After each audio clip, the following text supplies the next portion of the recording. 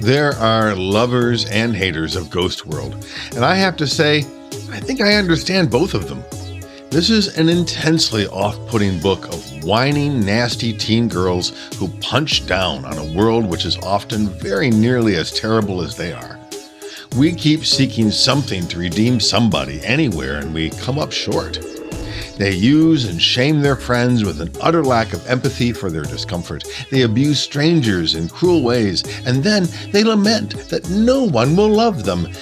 If this is comedy, as it is billed, what is its nature? Satire? Nonsense. There's nothing here that looks like a statement of purpose. Mere parody? If so, our author Clowes shows no irony and so is as guilty. I can't fathom it. But, and it's a little qualifier, absolutely, this but, we have a few frames that also show that our two girls are themselves vulnerable, frail victims of a world which alienates from its own absurdity.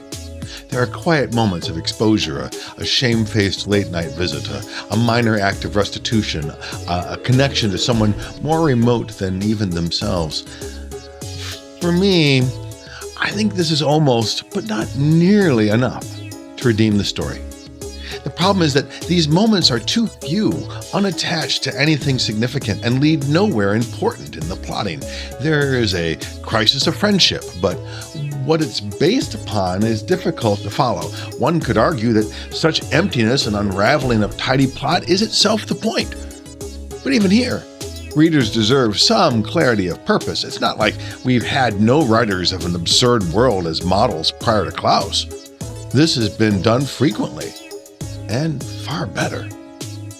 Now, it's true, I unconsciously compared this to Tamaki's Skim, which I recently read, and is a far better conception of two naysaying teen girls. I do highly recommend it. But it's also true that I rewatched the film version of Ghost World, and this is a far better story.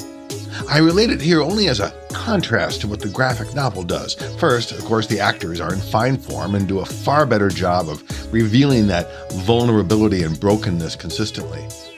More though, Clowes had a large hand in writing the screenplay and made significant changes and expansions. He tightened up that storytelling by combining major characters and events. Then he expanded on those relationships with those characters. Suddenly, lo and behold, we have much of what the graphic novel lacks: empathy and interest.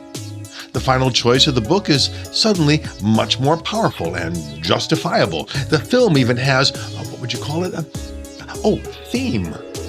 So, I'm appreciative that I read the book first, if only because I could witness the author re-envisioning, revising what he wants to accomplish. Perhaps had he done such revision before publishing the graphic novel, this would have been far more successful. He's hardly the first in this club. Peter Benchley, Thomas Harris, Lauren Weisberger, Nicholas Sparks, Gregory Maguire.